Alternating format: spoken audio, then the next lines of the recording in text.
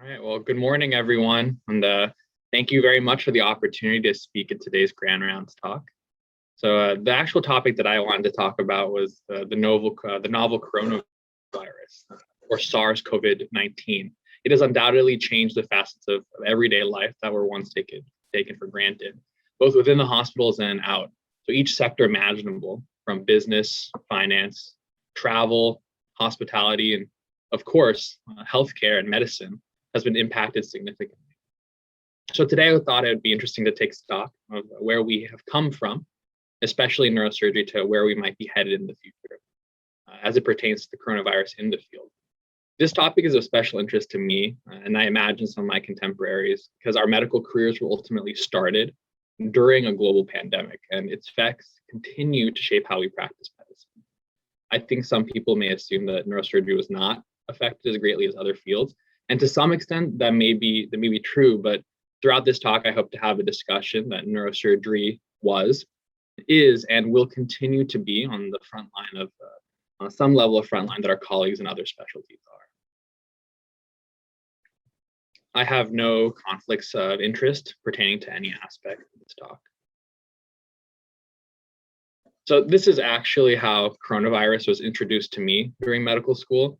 Here is actually a screenshot of what learning about coronavirus from 2017 from a USMLE Step 1 video resource on virology was.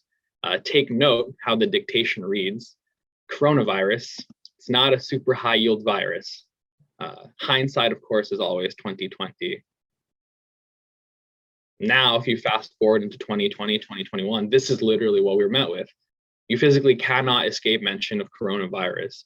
Every major news outlet, every major channel across any political affiliation, country, language, talks about the global pandemic.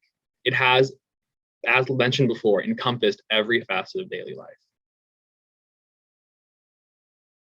This is just a graphic of the human global toll that the disease has taken. In just the United States, the disease has affected greater than 48 million people. Across the globe, here are some country number breakdowns you can see there. While some have made arguments of under or over reporting of disease burden, no one can deny that this is one of the largest healthcare crises of our day and an age's generation. COVID deaths have reached greater than 750,000 people in the US. And of course, you can look at some of the numbers here as well from other countries. Again, the discussion of whether there's over or under reporting to be had is a separate conversation. But ultimately, before we delve into neurosurgery in the era of COVID, what exactly is the virus? How does it work? And well, ultimately, why should neurosurgeons actually care?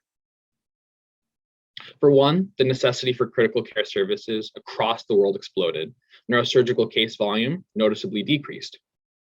The financial and resources burdens placed on hospitals tested key infrastructures. And finally, there was actually human cost to the field of neurosurgery as well. The medical director, one of Wuhan, China's largest hospital systems, was in fact himself a neurosurgeon. So a little introduction onto the disease.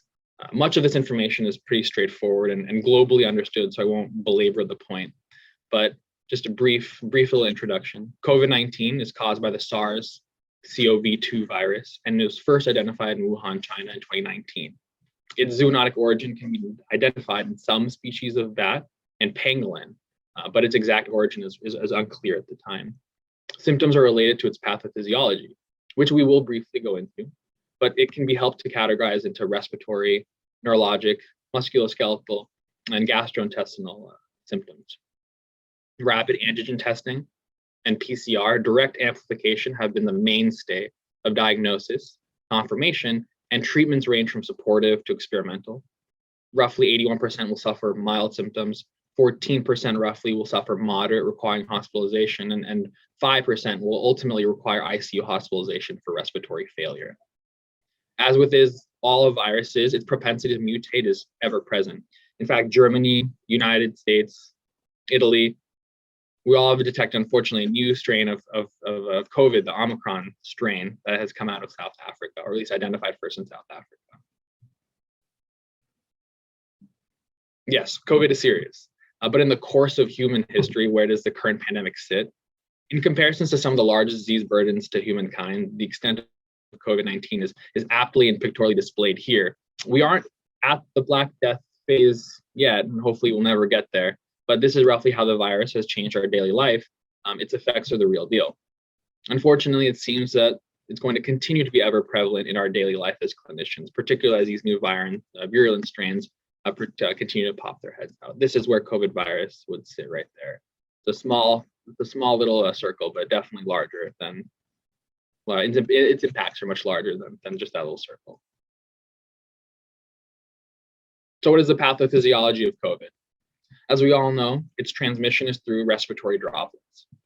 From a pathophysiological standpoint, the SARS-CoV-2 virus will enter an epithelial cell, and via either endocytosis or by membrane fusion through binding to the angiotensin converting enzyme 2 receptor, it'll release its RNA into the cytoplasm, hijack the internal cellular mechanisms of the cells, and then will produce more virion particles.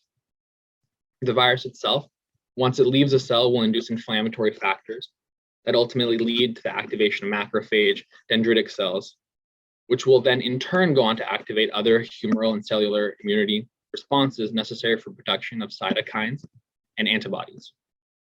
In very severe COVID-19 cases, the virus reaches the lower respiratory tract, infects type 2 pneumocytes, leading to pathological changes that result in alveolar damage and collapse, which ultimately will go on to impair gas exchange. In a discussion of the neurological and neurosurgical specific pathophysiology, the critical point is that the coronavirus interacts with that angiotensin converting enzyme 2 receptor. This is found ubiquitously around the body, including the central nervous system and the peripheral nervous systems. In a systematic review conducted by Guerrero et al., they subcategorized the pathophysiological explanations of certain symptoms like anosmia, ischemic, hemorrhagic stroke, and the demyelination sequelae in the following ways. The neurotropic properties of the virus interact with some of the olfactory substanticular cells. These are cells that are required for the overall structural support, nutritional support of the olfactory neurons. Of note, substanticular cells are very high in this ACE2 receptor. Microvascular damage inducing a prothrombotic state while simultaneously causing damage to the blood-brain barrier is also present. The spike protein, which enables that virus to attach to the cell surface, will actually also attach the cerebral microvasculature. And this, like mentioned, can cause direct endothelial damage, which may mediate some of the stroke and some of the hemorrhagic stroke symptoms that people and disease states that people will present with.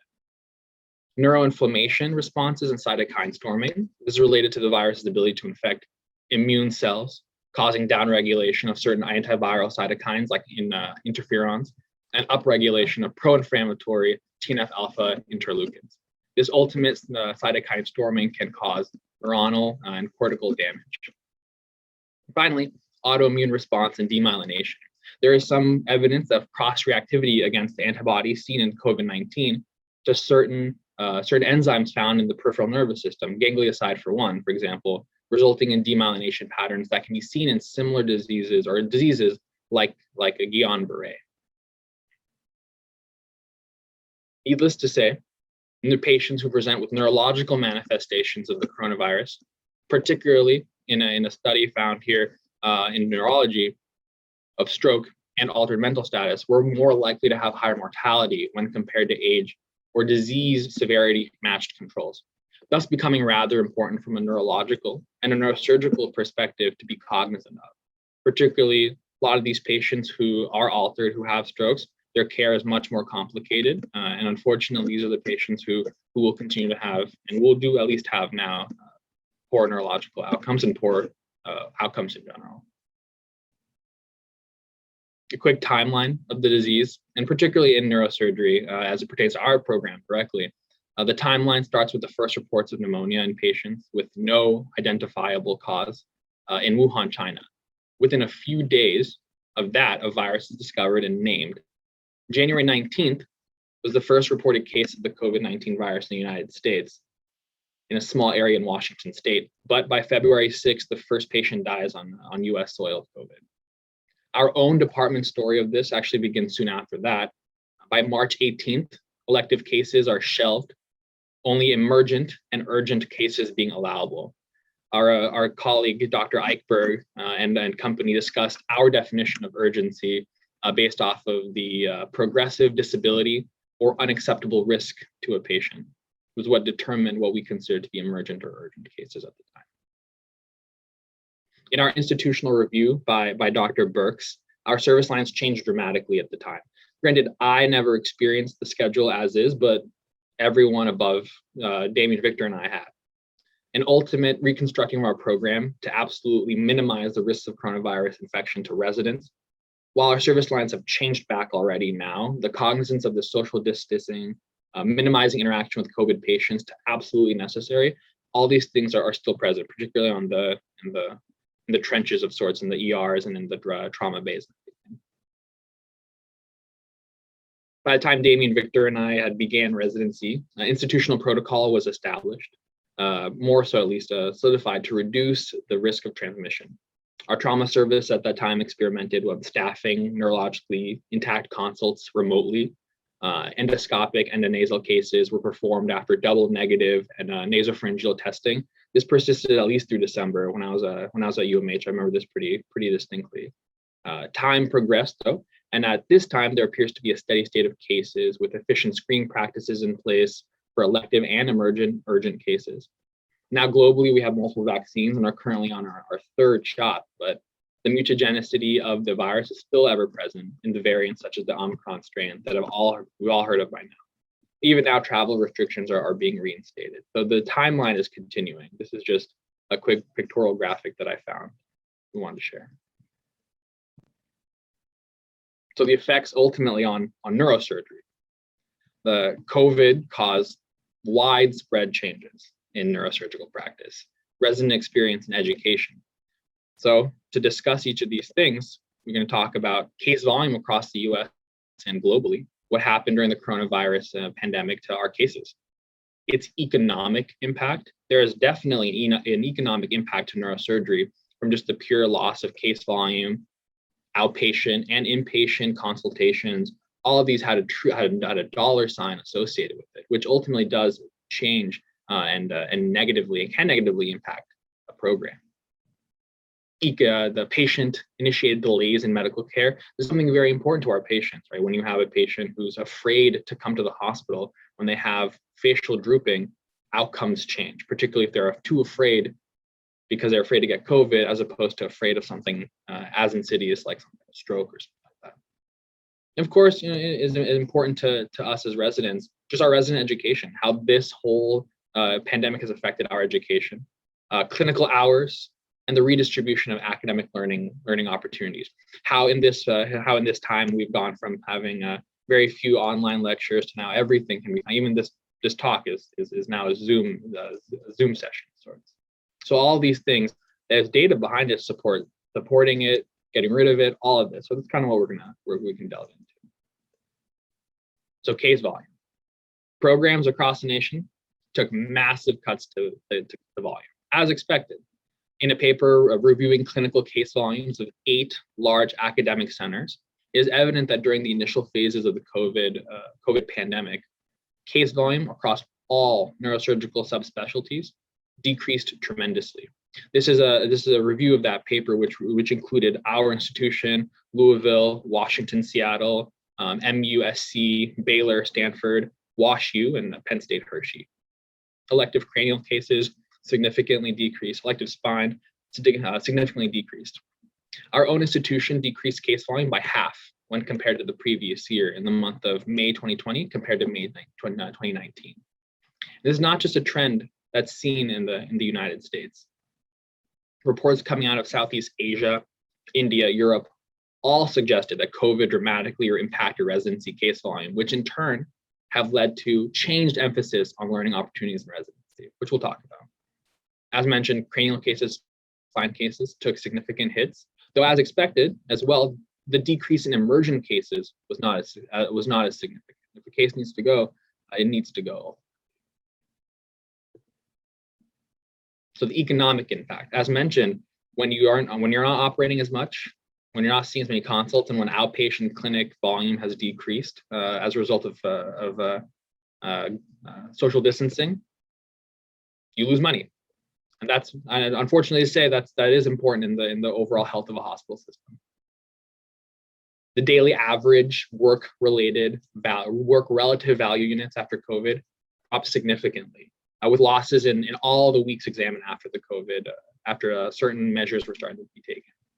Of the 7 weeks in the current post-COVID period in this paper coming out of Washington, Seattle, the weekly, daily average RVU mean decline was 51.4% compared to the pre-COVID area. Both inpatient and outpatient revenue was affected. And if you use a standard RVU conversion rate, which in 2020, I just looked it up online, it was like $36 per RVU, the lost revenue potential amounts to thousands of dollars per day. And over a course of a year, that is a substantial amount of economic impact. Emory actually went ahead and did this for us. They actually looked at the amount of money they lost in this billing period from March 16th to April 15th in 2020. According to the data that they presented, in that period of time, it noted a decrease over 66% in those two fiscal years, in between those two fiscal years, basically amounting to millions of dollars that were lost in the course of just a month.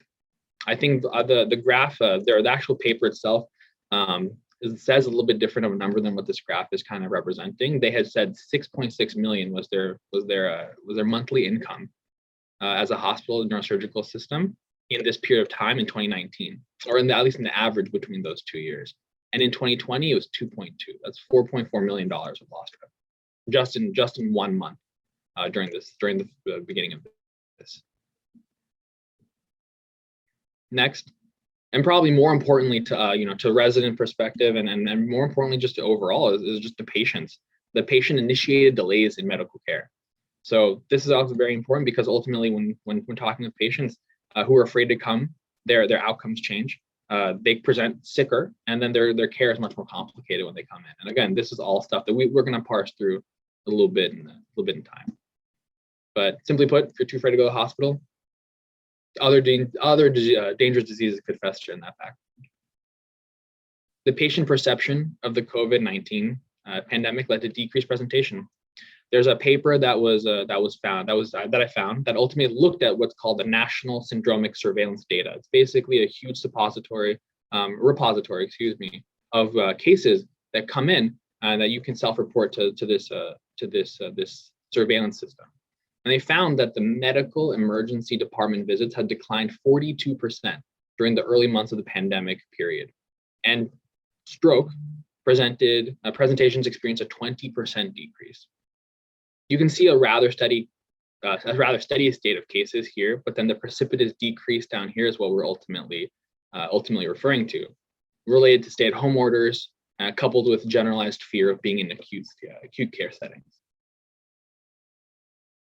Beyond just emergencies, though, patients were even hesitant to reschedule elective cases that were canceled during concerns for hospital bedding. This is something that I know, that just kind of listening to some of the clinics that I know that we've also had issues with rescheduling cases that had to be elective cases that had to be canceled during that initial period of time. One study found that almost a third of all surgical cases had to be rescheduled, having to be rescheduled due to cancellation, were not rescheduled at their center. Of those not rescheduled, 40.8% of those people wanted to wait until the pandemic ended. 16.3% developed a severe health change that precluded them from going for surgery. So right there, while the numbers may not be, 49 people is not a significant number. Imagine that's a course of, this is just a study period over a course of time. Imagine over the course of the entire neurosurgical experience with the United States, across the world, just even our program. This is a significant issue. Patients who are sick aren't getting surgery. And then, of course, as mentioned before, lost economic productivity.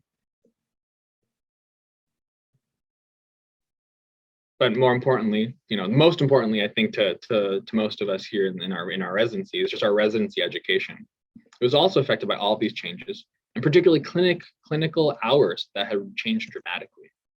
Understandably so, though. In a study evaluating the neurosurgical resident training and sentiments during the COVID pandemic, many residents expressed concern about shifting dynamics in their education, namely the decreased direct clinical training in the ORs and in clinics, and actually an increase in didactic education. So you can see here the percentage of residents who worked greater than 60 hours per week decreased significantly during this post-COVID or during pandemic, and we all work more than 60 hours a week, guaranteed.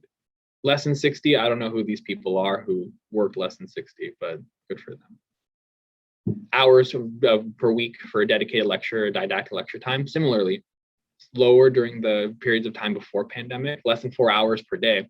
And then finally, after COVID time, significant number of those residents are reporting that they're spending a lot of time in didactic education, which of course is important, but ultimately changes part of the surgical aspect of our learning experience. The redistribution of the academic learning opportunities. This pandemic forced residents to look to other resources, not just in the clinical sector, in hospital duties, to supplement their education that were being limited by the virus. So when you looked at a survey of residents that use, in neurosurgery specifically, what their use of time was after the decreased clinical and operative time, a majority of these people state that they supplemented their increased unstructured time with more basic science learning and self-directed learning. The didactic education is key ultimately because it kept us involved in organized neurosurgery. So most of the people will reported this as the main reason, the mainstay in what they were doing. But ultimately, clinical research, didactic education, and then just reading and board preparation by far were the most common things that residents do with their quote unquote more free time per se.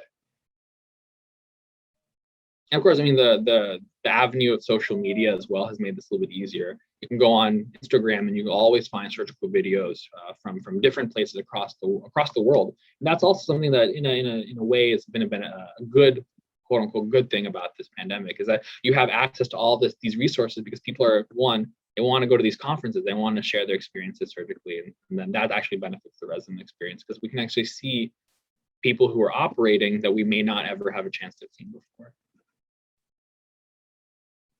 So these perceptions and the benefits to changing experiences. Upon reviewing the data regarding how residents reviewed televideo didactic education, I came across a few sentiments that I wanted to share. Again, it's pretty obvious information, but interesting nonetheless. More telehealth experiences. Satisfaction amongst the attendings and residents was similar, but residents were more comfortable with online webinars than attendings were, and residents also found online lectures more useful than traditional in-persons. Again, this is just a quick sample study of just a survey, but the sentiments agree. The newer age, I guess, quote unquote, times where we're having the Zoom lectures and everything, most of our education was done as medical students via online anyways. You had the option to go to a lecture, but you also had the option to review these lectures online. This is just another way of saying an extension of what we've already been doing. Video conferences that made the dissemination of information easier across the world. So this is interesting because respondents from lower income nations and regions such as Europe, Central Asia, that wanted to see further their own educational activities very much preferred these conferences to a telehealth video format.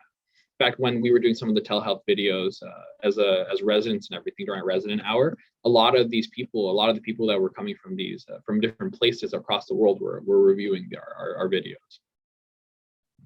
Obviously, though, with more videos, Zoom fatigue becomes prominent. So at a certain point, people are going to feel overwhelmed. And towards further along in this process, 75% of people felt highly overwhelmed with the number and frequencies of webinars during the pandemic.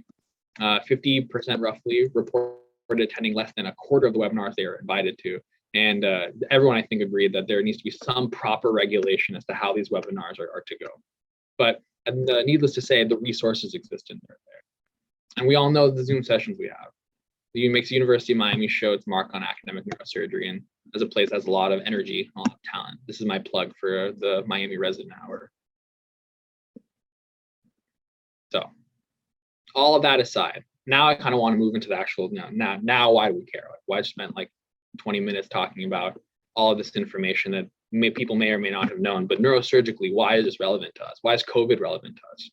Well, the pertinent neurosurgical topics is not an all exhaustive list, but What I did do, I try to avoid general issues that are seen in greater frequencies in our neurologist colleagues, like autoimmune inflammation or entities like seizure, that would require primary neurological coverage as well. I didn't want to discuss those. Mainly I want to talk about the things that neurosurgeons will see on a daily basis, more so.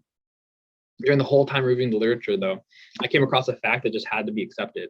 There is unfortunately a paucity of data regarding long-term outcomes in various neurological disease states. In spine, for example, much of the literature is more reflective of workflow and safety as opposed to outcomes data with and without COVID. That being said, the information is relatively straightforward and pertinent to neurosurgeons, if not from an operative perspective, at least from a prognostic information perspective. We've all done a hemicrania on a COVID patient. So what does the data actually say about that? So overall, outcomes, so we're talking about going through neuro-oncological outcomes in COVID-19. It's difficult because a lot of these situations, many patients are not going to present with COVID and need emergent brain surgery for their brain tumor. Some do, and a lot of the data of those patients we're going to go over, but a lot of these cases had to be canceled or had to be postponed because of their elective quote unquote nature. A convexity meningioma may not be as urgent as something like a big GBM causing brainstem compression or rather herniation symptoms. But overall, it seems like the outcomes in the COVID period and the fiscal year prior don't seem to have changed. Outcomes including things like mortality or tumor control, no outcome differences were noticed, which was interesting. But subgroup analysis did indicate that patients who had deviations in care during this time, which basically means like inaccessibility to medications, inaccessibility to follow-up. These are the kind of situations that had a likelihood increase in progression of disease. But overall, no statistical significance found in death, tumor recurrence, or progression, control, or any of the treatments were noted between the 2 years. It was only when you had deviation of care treatment plans, either due to illness or something to that effect, where you actually started to notice a significant significant difference in tumor progress or recurrence. Aneurysms. Aneurysmal outcomes in COVID-19. Unfortunately, patients were more likely to delay presentation with aneurysmal rupture in the COVID era, and were more likely to present with poorer neurological outcomes and neurological scores. Unfortunately, this is hypothesized to be the result of reluctance in seeking care after a sentinel severe headache after contracting or due to fear of contracting COVID-19 in the hospital. But what did this actually mean? It means patients presented much later than they may need to have been. And in this paper that was published, the World Federation of Neurosurgical score of aneurysm rupture, most patients, unfortunately, that presented in the high grades, the score 5, most of them were unfortunately from the 2020 group when compared to the 2019 group. This is a statistical significant change. Patients were presenting much sicker with GCS scores much lower, whereas they may have presented earlier. That's a little bit kind of a stretch to potentially say, but still, at least that's what the data is of implying here. In the 2020 group versus 2019 group, while there was no difference in age, there was a delay in the healthcare presentation by almost 2 full days. Poor neurological presentations, poor GCS scores, worse scans, the ICH and EVD requirement and vasospasm on admission were all noted to be significantly more increased in patients in the 2020 group with aneurysmal rupture than in the 2019 group. And while it's very difficult to say why, the one major thing that the difference between 2019 and 2020 is the COVID era. Though patients are sicker and patients are presenting later with aneurysm. At least that's the notice we noticed earlier in the COVID pandemic.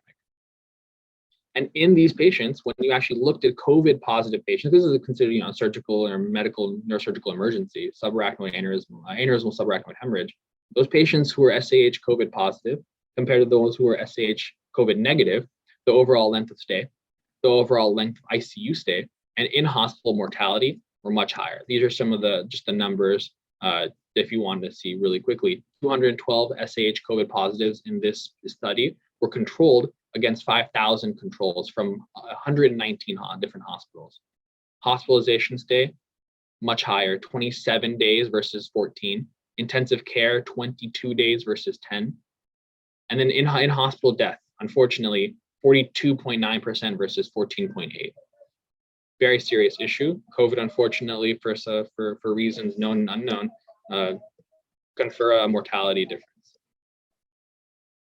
And unfortunately, the likelihood of leaving the hospital is decreased if you have COVID. Hemorrhagic stroke and COVID-19. Again, as discussed earlier, the pathophysiology of this implies some level of cerebrovascular damage as a result of the COVID virus physically interacting and attacking, unfortunately, the endothelial cells of our cerebral vasculature. When you looked at intracerebral hemorrhage in COVID positive versus COVID negative patients, similarly, as you see in subarachnoid hemorrhage, length of stay, ICU stay, and in-hospital death rates, unfortunately, much higher. And in fact, the odds ratio is much higher here than it was in subarachnoid hemorrhage, though the likelihood of you leaving the hospital is about the same. Still pretty dismal. The data, that was just one paper I showed. This has been ultimately corroborated by large studies comparing these COVID positive versus COVID negative patients, namely that increased mortality. Neurosurgically, these results can provide some critical prognostic value, particularly since a number of these patients are going to be concomitantly anticoagulated and in the ICU. COVID kind of simultaneously is a prothrombotic and pro-coagulopathic disease simultaneously. Unfortunately, the mortality in this study, looking at 107 U.S. hospitals, 21,000 hospitalized patients with active COVID, 48 of them had ICH. So a relatively small number, but this is the number we see. This is the number that neurosurgery is consulted on. And unfortunately, almost half of those patients will not survive. Ischemic stroke. So COVID-19 infection by itself is an independent risk factor for acute ischemic strokes. The odds ratio, 3.9. So the overall incidence of ischemic stroke in patients with COVID-19, roughly 1 to 1.2%. So that's a relatively large number, particularly if you think of all the patients who are going to have and who have had COVID. 1.1% is that population is a very large number. The 30-day mortality stroke rate in high-income countries is estimated to be roughly 15% in some studies. But whereas in patients with COVID, it can be as high as 38. There's a paper by a group led by this gentleman, Dr. Wang, who reviewed a small series of these cases and found that while reasonable radiological outcomes can be achieved with something, for example, mechanical thrombectomy, the general outcome remained poor. Additionally, decisions to intubate prior to mechanical thrombectomy led to significant delay of door to reperfusion time. And this is, of course, of significance and importance because ultimately this is a huge metric that all hospital systems are going to use. And this is independently has been, the faster you get blood flow perfusing, the better patients do. So even something like testing a patient prior to intubation or delaying intubation in patients who need mechanical thrombectomy was seen negatively. So in fact, a lot of people had determined that a lot of people had recommended in this of having a very close contact and close communication with emergency physician colleagues to identify patients who needed mechanical thrombectomy early and intubating them early, as opposed to waiting for the general in the beginning, testing for COVID, waiting for these patients to be positive or negative, and then intubating prior to procedure for overall safety of the healthcare working. Hemicraniectomy. This was reviewed by the Mount Sinai group, a small series, but a series nonetheless that looked at hemicraniectomy for patients that were young with malignant vessel syndromes. Unfortunately, a lot of the data that came out of the places like, for example, New York, indicated that younger patients were getting ischemic strokes, and these strokes were happening unfortunately at frequencies that were much higher than were anticipated at the time. Granted, I think a lot of other places may not have corroborated this similar trend. So I'm not really sure why. I can't really explain that. But ultimately, they determined that hemicraniectomy, although it is a reasonable treatment modality for patients with malignant vessel disease. Some of those patients actually fared relatively well, though anecdotally, patient outcomes, I at least here, have been less than ideal. I know a few patients that I personally have been involved in hemicraniectomies on that ultimately had a significant issue, significant comorbidities, and then significant likelihood towards mortality, unfortunately, post-surgically. It's just unfortunate, but thus is the reality in a disease like this. So, spinal outcomes in patients with COVID-19. As I mentioned before, there's a paucity of data that exists in this.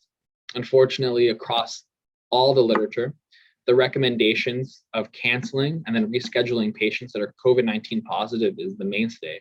And that's still the case now. If a patient comes in COVID positive, their case is going to be delayed despite the existence of vaccination, despite the existence of patients who may have been COVID positive for quite a while. If that first COVID vaccine, first COVID negativity or positivity, unfortunately, that buys you at least 2 weeks as of still. The spine trauma cases, though, they do provide a unique view into spinal outcomes with patients with COVID and without COVID when comparing those two. Ultimately, spine trauma needs to go no matter when, no matter what time. So retrospective cohort studies, including, there's one that I found that included 11 patients in the UK that were negative for COVID, that were compared to 8 patients who were positive, requiring emergent instrumented spinal surgery. While the outcomes themselves, while the mortality differences didn't change, as expected, when you have COVID, the average time to discharge was lengthened. And the average time, unfortunately, the average time in ICU care, ICU settings, if necessary, was also lengthened. Both as a combination of these patients being probably very critically ill, but on top of that, requiring additional respiratory care, additional the systemic support. 19 days versus 10 days, which is a significant difference when you're coming in, when you're talking about a hospitalization stay. So the future, though, of neurosurgery in the COVID era. The crux of this whole talk is the final and obvious question, right? What is the future of our field in this pandemic? Ultimately, I'm based off of at least the last year and a half of my residency, neurosurgical services remain somewhat sheltered, given the degree of specialization that we have to go through. A lot of our colleagues may have been pulled to covering COVID wards and everything like that. Our program was very protective of the residents. There's fewer of us, so if one of us gets sick, it's the significant burden, strain, and of course, the care for our colleague. So ultimately, we didn't necessarily have to jump on the front lines of direct COVID care. That didn't mean that the residents weren't experienced or exposed throughout this whole period of time. Ultimately, the virulence and the mutagenic capacity of these viruses ultimately tells us how little control we have in determining public perception of these diseases. Patients are still going to be afraid, unfortunately, of contracting virus, or on the flip side, they're not going to care at all. And then those are the patients who unfortunately may need to be rescheduled if they come back COVID positive. The ultimate question then also comes from the resident experience. With COVID being still a very ever-present thing in our education, how do we then reconcile our educational experiences here? A lot of people have turned to didactic educations. A lot of companies now even have turned into non-cadaveric models to teach residents. I know we just had one of those upsurge demos. These are the kind of products that are becoming more and more available in this era to teach surgical skills, particularly if surgical skills and surgical case volume are decreasing. At least right now, we're in a position, I feel like, where neurosurgically, the case volume is at a steady state. I know that the cases here have been at least very, very, very steady, complex cases regardless. But in times where things are changing, where new strains are becoming more apparent, and the public perception of this illness is still going to be something to contend with, our education will ultimately take a hit. And in fact, senior residents during this period of time, there was a study that I found, senior residents were the ones that ultimately felt the biggest strain of this on their surgical career, surgical education and training. So the future, right? Vaccines and variants. The Omicron variant instantly became sensationalized without any objective documentation or data describing its ultimate virulence. Even though some news outlets are reporting the strain could be much worse than the Delta, we just don't know yet. Despite this, though, the reason I'm even bringing this up is because this is, unfortunately, when I say the future of neurosurgery in this era, all sectors are gonna have to contend with something like this, not just neurosurgery. Significant travel bans are already being implemented again. This time from African countries, including South Africa. The European Union, the United States are in the process of unfortunately banning travel from these places. What this means ultimately for neurosurgery here in Miami or in the US is still up in the air. But even now, the preemptive executive orders are being signed. The governor, Hochul from New York, actually just gave the okay for the New York Department of Health to stop any elective cases if capacities, the hospitals, are unfortunately going up and are being met consistently. I think ultimately we're pretty far away from something like that in Miami, but the possibility of these reactionary changes ultimately are telling to us that this may be something that we have to contend with in the future. Though personally, I believe it's rather unlikely. This is what's happening across the nation literally now. Yesterday was the first reported case of the Omicron virus in the United States, in California. And every time a new strain comes out, if this is going to be the reaction, then we're going to absolutely have to change the way we review patient care, how we incorporate telemedicine into our clinics, which we already have been very, very successfully, and how ultimately public legislature has to change in order to keep us functioning, and B, allow us to practice medicine across state lines. I know a lot of patients are actually coming from other places interested in neurosurgical consultation, and they can go anywhere they want now. But I think I was talking with one of our attendings, and it sounds like the medical boards are starting to really tighten down on something like this, having consultations interstate because we don't have licenses to practice in other states. So in summary, COVID-19 has ultimately taxed each possible sector in modern life and each field of medicine. Neurosurgery, absolutely no exception to that.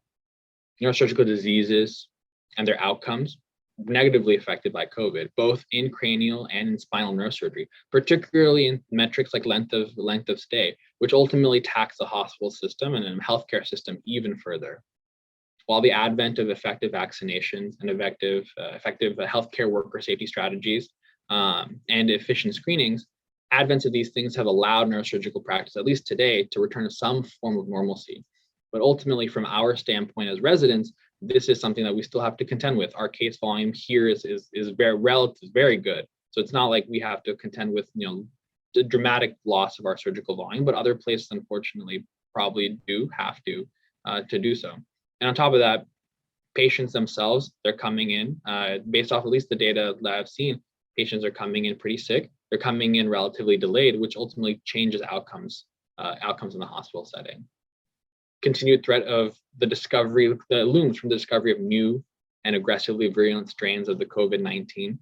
And that's something that we're going to have to address each time a new strain comes out. If this is going to be the reaction, then it's going to be a very difficult time contending with this in the future. Masks don't seem like they're going to come off anytime soon, and social distancing is unlikely to change anytime soon as well. I mean, I imagine if every time a new strain of the flu came out, granted, of course, the flu is very different than the COVID-19, but to draw parallels, if this virus is going to continue to have significant virulent strains come out and be identified, and this is the reaction every time it happens, it's going to be relatively difficult to contend with moving forward, particularly when it comes to neurosurgical clinical training, outcomes, and then COVID infection. But ultimately, the mainstay is that we are just so nascent in our period of understanding this disease, particularly from a neurosurgical perspective and standpoint, that's both exciting and nerve-wracking to be a resident in this time period, particularly because while we may not see the direct crux of COVID infections in our residency training, we're seeing the effects in our neurosurgical and neurological patients. Patients are being delayed, patients are being sick, patients are sicker, and patients who are COVID positive, we see their outcomes. Their outcomes may not be as phenomenal as one would hope, but ultimately it's still an interesting time to be in medicine and interesting time to be in Miami. So thank you very much for your time today. This talk was actually pretty fun to put together. While it's not an exhaustive conversation at all, it was just a brief discussion into our field in the COVID era. And at this point, I'm happy to take any questions that may be. Great job, Sumet. I think you proved that you can still make talks interesting and relevant over Zoom. So congratulations.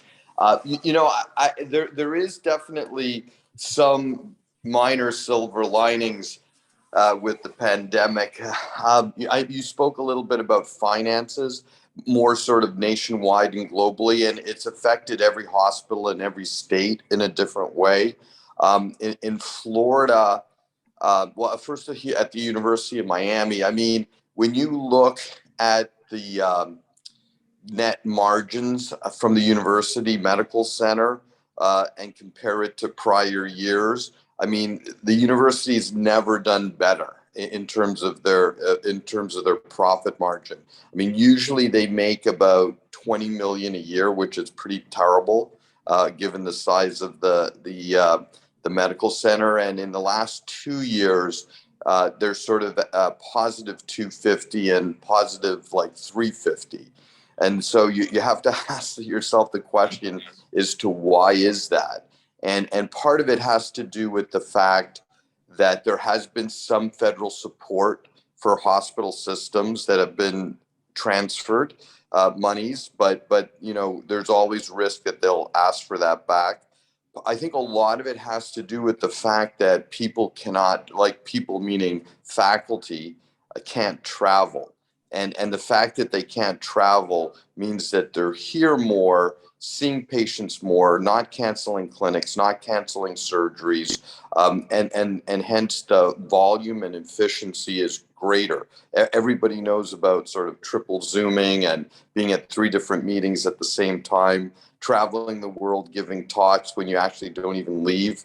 And so there is definitely efficiencies. And then from an office or staff perspective,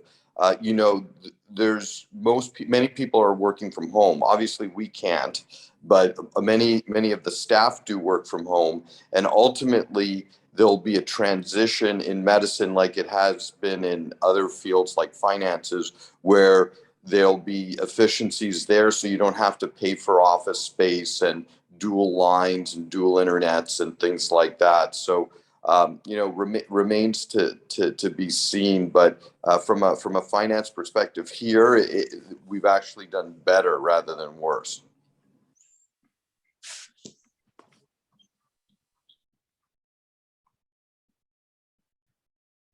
Any more questions? Should we proceed to our next speaker?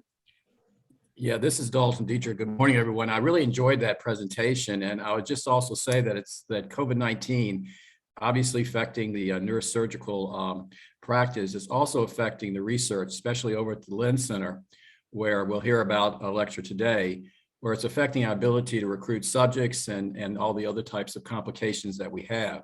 So it's overbearing in terms of the system. We've been very fortunate to be able to take these challenges on and make them success stories, but still it's very challenging. So that was a very interesting talk. So today we have a Miami Project lecture, and I'm going to turn it over to Dr. Mark Nash, who is going to introduce our speaker. Mark.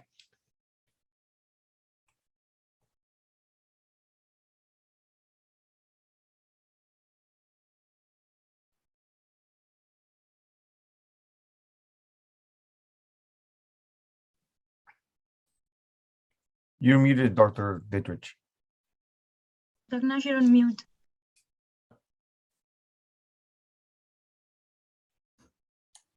There we go. There you go. This is also one of the things we've dealt with in Zoom, is unmuting. It's a pleasure to welcome Dr. Nilanjana Datta, who goes by the name of Neil at the Lynn Rehabilitation Center. Dr. Datta did her medical school training in India, came to the United States to gain research experience. Her interest in brain-computer interface-based neuroprosthetics led her to Dr. Katie Gant, then faculty member for the Miami Project and director of education and community outreach, under whose tutelage she furthered her knowledge in the nature and scope of neurorehabilitation. She's been part of the Miami Project since 2020, first in a voluntary capacity, and officially joined the Miami Project as a research associate this year in August. She has participated in a number of studies, BrainQ, acute intermittent hypoxia and plasticity in persons with spinal cord injury, and a study in chronic sleep apnea and spinal cord injury that we do with Dr. Sharon Shafazand in the Department of Medicine. She'll be speaking about the organization of data on the INSCI examination, which has been collected over the last decade, which has been of interest to her and is now being published for results for future journal presentation. So it's a pleasure to welcome Neil. We'll talk about stakeholder self-reported in assessing neurological level of injury, the study revealing reliability and misperceptions. Good morning and welcome, Dr. Datta. Thank you so much, Dr. Nash. I'll jump into it right away. Can everybody see my screen? Can you go to presentation mode? Now we can see the presentation. You're ready to start. Thank you, Ignacio. So good morning, everybody. I'm going to talk about stakeholder self-report in assessing neurological level of injury, a study revealing reliability and misperceptions. Before I begin, though, I want to talk about two acronyms which I'll be using a lot. One is INSCI, which means the International Standards for Neurological Classification of Spinal Cord Injury. That's the tests that we are going to talk about today, and sometimes also called as ASIA, American Spinal Injury Association. So let's start with some history. This picture needs no introduction. This is Da Vinci's rendering of Vitruvius's concept. For a bit of background, Vitruvius was an architect in the 1st century. He stated that man formed a circle if one placed a compass point at the navel and transcribed the other the outstretched arms and legs. Da Vinci added on it and stated that isosceles triangle is formed by separation of the legs and arms. Most systems of measurement represent increased incremental changes of others' work over time. Likewise, the ASIA standards represent a measurement system in which the committee has made additional contributions over concepts developed by others. Initially, Lovett, who was an orthopedic surgeon, defined a system of grading muscle strength in patients with poliomyelitis as early as 1912. This is what we essentially know today as manual muscle testing. After various revisions, this was adopted by Lucas and Ducker in 1979, who introduced motor scores in spinal cord injury patients. This was the version that was adopted by ASIA in 1982 standards. For sensory scores were defined by Bracken, and ASIA, though, had a system of testing the key dermatomes in 1989, adopted the scoring system in 1992, which allowed them to compare data with other data banks, basically. And man who needs no introduction, Frankel, in a classic article in 1969, introduced the 5 grades system of classifying complete and incomplete injuries, which allowed comparisons of severity from admission to discharge from the hospital. It was basically our ASIA Impairment Scale. What I'm trying to get at today is that to develop this ASIA exam, it took a lot of expertise from different fields to come together and create a common language which everybody would understand. Ironically, in this time during COVID, communication is changing again. It's not only between people, scientists and clinicians, but also between stakeholder and clinicians. And there is a need to develop a common language here. So why is self-report important? Everyone who has a spinal cord injury gets an INSCI exam or an ASIA exam during their initial hospital stay and rehabilitation.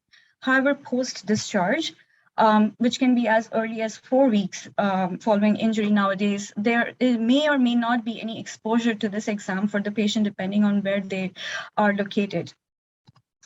So INSCI is the most distilled summation of an expanded assessment of different components of the neurological function, which is given to the patient at the time of discharge. Just by repeating this neurological level of injury and impairment grade, a professional can make reasonable assumptions with regards to prognosis, comorbidities, prescribe exercise therapy perhaps, or for our case, predict eligibility for studies. Hence, it might be profitable to understand the factors contributing to or detracting from the reliability of self-report of neurological levels of injuries by patients. So why don't we just do an exam if it's so important? Because doing an ASIA exam is time-consuming and cumbersome, and it may require transfer of the patient. So imagine a 150-pound person like me trying to move a 300-pound person with quadriplegia. That might be difficult sometimes. Also, availability of skilled assessors is limited. Not everybody can perform an ASIA exam. Spinal cord injury research and care is pretty limited across the nation. Self-report can reduce the burden of transport on patients, especially in times of social distancing. And like Dr. Dietrich was stating, spinal cord research is rare. It's not available everywhere. So before making a decision of whether a participant wishes to travel for doing a research, it might be useful for them to know what is the level of injury in ASIA grade before making that journey. Also, patients' awareness of the components of the ASIA exam will help them understand their disabilities better, which in turn will help them manage their symptoms better. So what was the goal of this particular study? It's just to evaluate the reliability of information provided by the patients with respect to the INSCI assessment. So we collected data from 2012 to date from over 500 participants, 581 to be exact, with chronic spinal cord injuries. We asked them about their date of injury, their date of last ASIA exam, their level of injury and grade of injury, and motor and sensory level, if no. And we did a staggering 581 ASIA exams and collected this information regarding neurological levels. So right and left sensory levels, right and left motor level, neurological level of injury, ASIA impairment scale, and zone of partial preservation, right and left, for sensory and motor. So pivoting a bit, National Spinal Cord Injury Statistical Center, located in Alabama, actually has a database, which is a prospective longitudinal multi-center study, which currently captures data from an estimated 6% of all new spinal cord injury cases in the United States, which comes out to be approximately 1,074 according to latest census. The database has demographic and conditional status data from 2015 through 2020 for 34,734 people with spinal cord injuries. So comparing that to ours, we see a difference in amount of complete and incomplete injuries. So we have a distribution of almost 50-50, 50% of complete and 50% of incomplete injuries. Whereas the national database has about 70% of incomplete and 30% of complete injuries. We have a greater number of people with complete tetraplegia, almost 31.3%, whereas they have 12.4%. This is just to see where we stand in comparison to the national database. So moving on to what we did for our study, out of the 581 patients with spinal cord injuries, we excluded data from people who were grade E and data from subjects who had paralysis due to congenital conditions, tumors, or infections.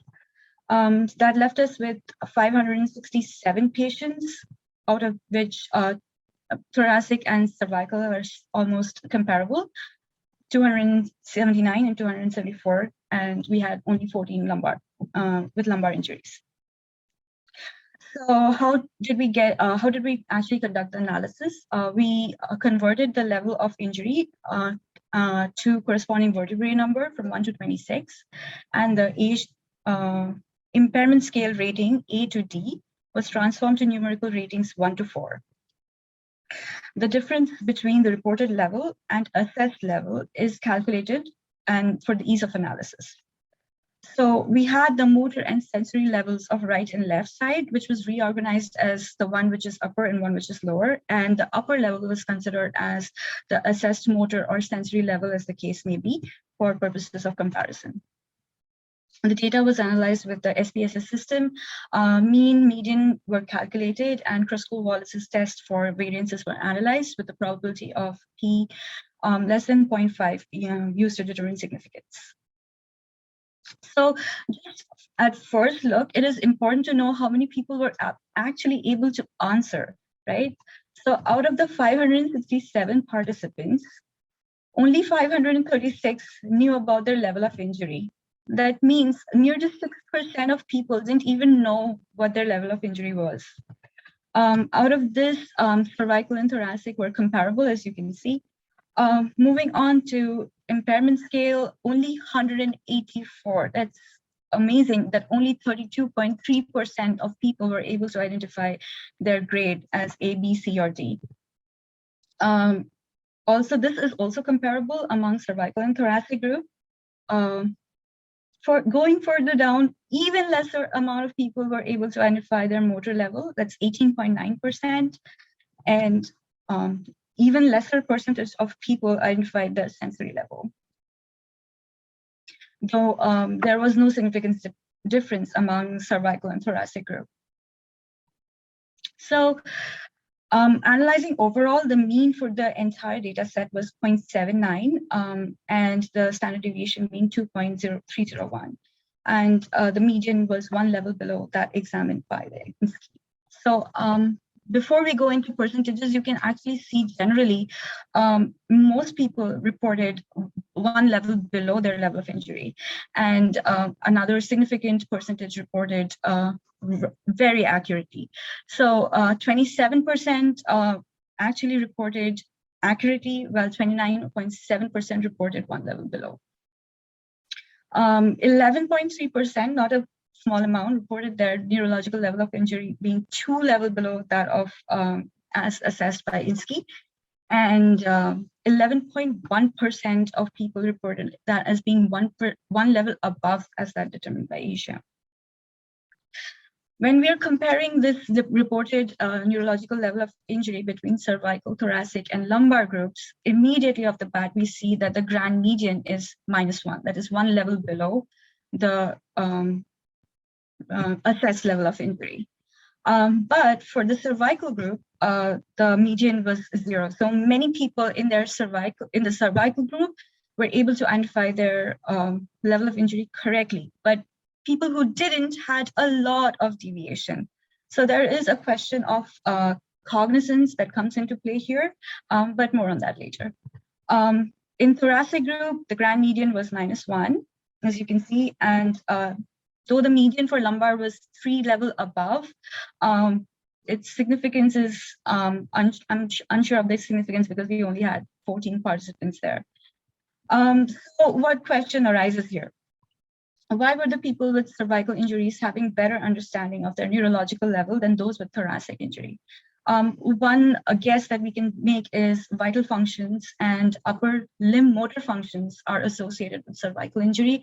So people with these injuries might be having a longer rehab stay, which might be affecting their education and awareness of their levels.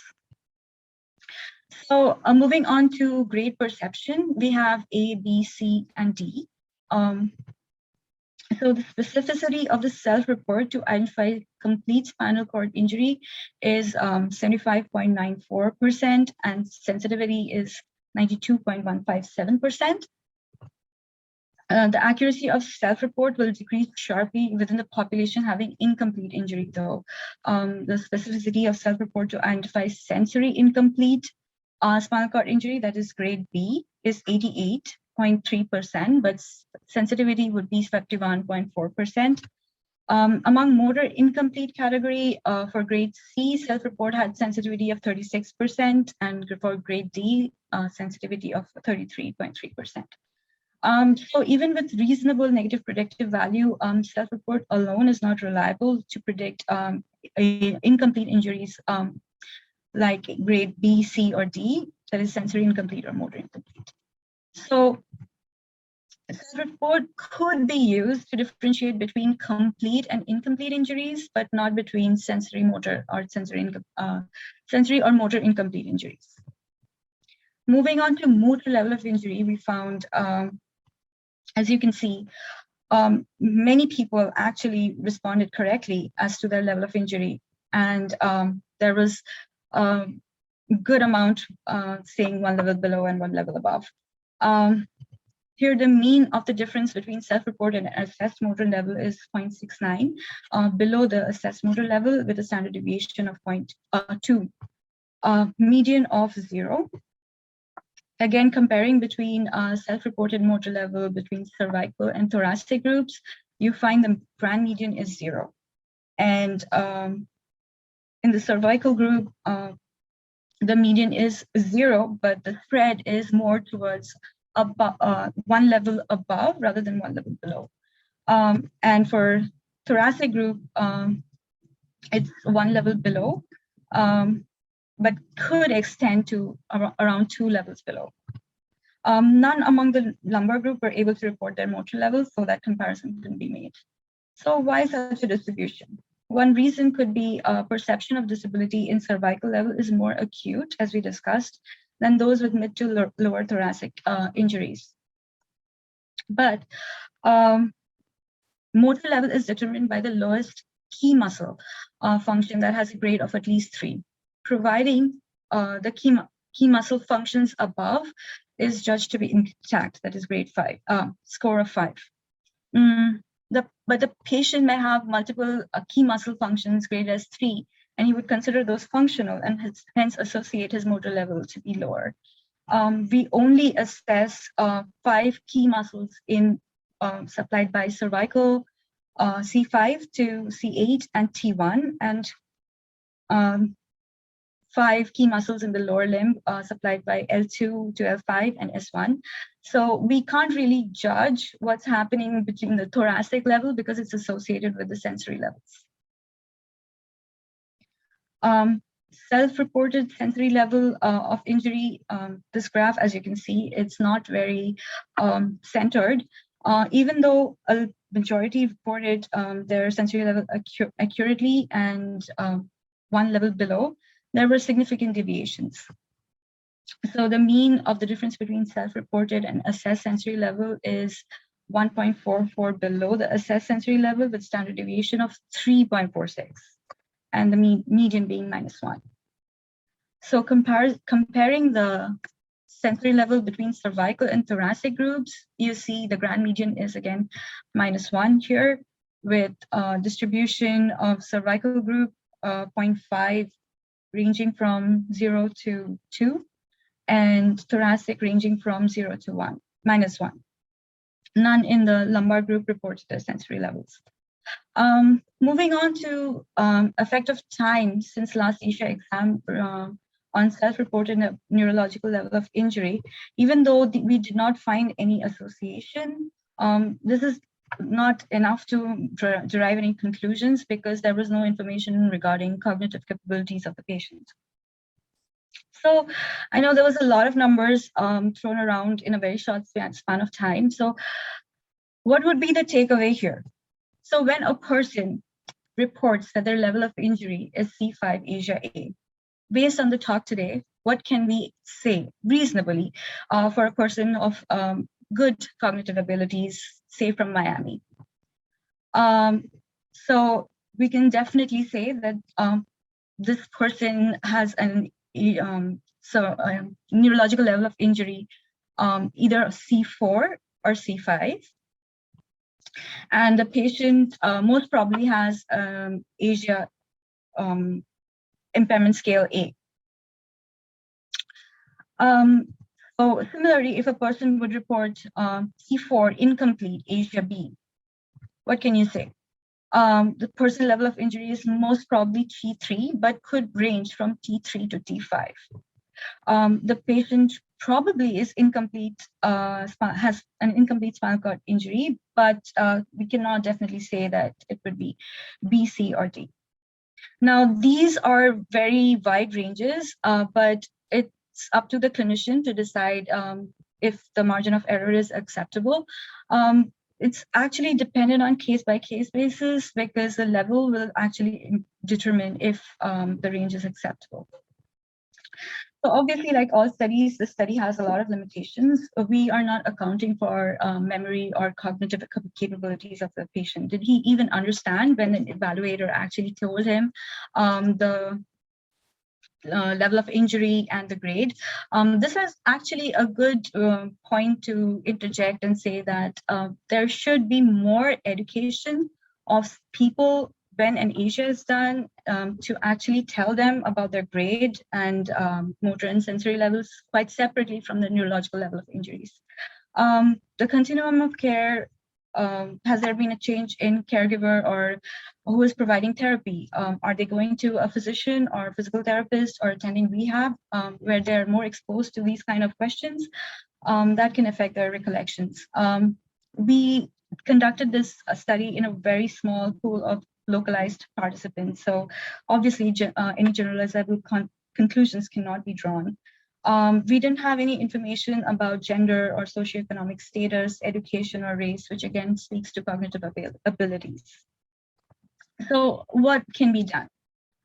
Bringing it back to the original talk about communication, there needs to be a collaborative effort to develop a common language, not just for clinicians and researchers, but also for all stakeholders, people with spinal cord injuries, because the future is changing, and soon remote communication would be the mainstay, or could be the mainstay, and we need to be able to rely on self-report. And improve patient education, that would improve reliability again. And as I said, remote communication is the future. So I would like to end with the words of John F. Tuno Jr., MD, who spoke in 1992 for Heiner Cell lecture at the American Spinal Injury Association. He's referred to this picture of Da Vinci illustrating different study of proportions, and this representation shows movement of the legs, which could be related to locomotion. Today, we quantitate locomotion based on very similar analysis, illustrating again how the past shapes our future. Our challenge for the future, however, is not only to continue to improve our methods of measurement, but also to seek international acceptance of these standards in order for clinicians to communicate effectively and measure their interventions accurately. He said, "We have begun." I put forward, ladies and gentlemen, that the world around us is reorienting at light speed, and the future of communication is changing as we speak. So we need to begin again.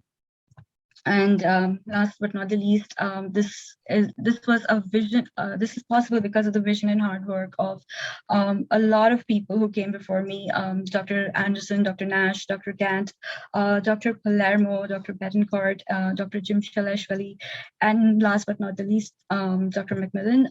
Thank you all. Without your insights and guidance, this wouldn't have been possible. Thank you, Dr. Datta. That was excellent.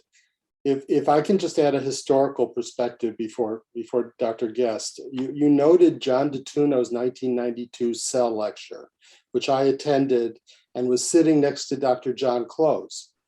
Okay? Between the creation of the Frankel grade, which we knew was not where we needed to be, and the first ASIA exam, there was a test called the University of Miami Neurological Index, an UMNI, which was created by Dr. Close and Dr. Green, and was published before the first INSTI panel was ever formed. And at that 1992 lecture, I was sitting next to John Close, who has since passed, but Dr. DeTuno mentioned and particularly noted that the credit for the INSTI really goes to John Close, okay, who created this index. So a historical perspective for Dr. Green and for those of us who were here years ago, that remains an important part of our historical pride. Dr. Guest? Yeah, hi, Neil. And that was very good, and I really appreciate that you did that work. It turns out 1992 is kind of an important year. That was the first year that I got a set of the ASIA standards, which were given to me in Vancouver by Peter Wang, who others might know, who also was one of the people who put together the first set of standards. I guess the question and comment for you is, is it reasonable to expect a patient to understand this classification scheme? This classification scheme, I don't think, in all honesty, it was developed for patient education. It was developed in order to stratify the severity and density and level of injury in order for the aggregation of data and also eventually it became an outcome measure. So I just wondered what it can be quite complex. Like you identified that people knew sort of the least complex, which is their Asia A cervical. But as you well know through your experience, somebody who's say C3 Asia D, they may have a lot of functions. So I just wonder what you think about the utility of this as a patient education tool. Thank you, Dr. Guest. That's actually something that we've been thinking about a lot. As Dr. Dietrich mentioned, and we have had such a difficult time recruiting people because they don't really want to come into the project to do an Asia exam. But I understand that it's difficult to explain what their grade means. But at the same time, like I said, it's a very distilled summary. All they need to know is the level of injury, the grade of injury, and if they can communicate that to another professional, that could be beneficial when times they cannot travel, or somebody coming from out of country or out of state. I actually have a thought on this. When we get the certification for Asia, there should be a section on patient education, like what are the things that you need to inform your subject? What was the results of the Asia? I think that would be a good place to start. Would you go so far as to give them a card or something that they could keep that would give them the result of that exam? That would be better. Okay, thank you. Thank you. It is the most often asked question for someone who we meet is, what is your level and are you complete or incomplete? So I agree with the complexity of the test to actually arrive at, okay, a neurological level of injury and an impairment grade, okay, is complex. But we banter this around all the time, and we rely on some of it for pre-screening of individuals for research studies. So, a card or something like that, the question is who gives the information for the card? There's actually no certification. There's a certificate, okay, that comes from the American Spinal Injury Association for people who've completed their training in this, and we have some really highly skilled people at it. But that's a good question about the education. Neil, thank you very much for this presentation, which I also enjoyed. Yeah, I think this is a very challenging aspect of, neurological exams and spinal cord injury. I mean, it's just sometimes our neurological exams, be it stroke, be it traumatic brain injury, are a little bit not precise. And I think, you just add on the inconsistencies in terms of just the examination process. One person examining a subject and someone else and actually getting a different score. So there's a lot of challenges involved in this, but I think the idea about generating maybe a card, that you can carry in your pocketbook or in your wallet is probably a really good idea, or put it on a computer somewhere that you can always have that.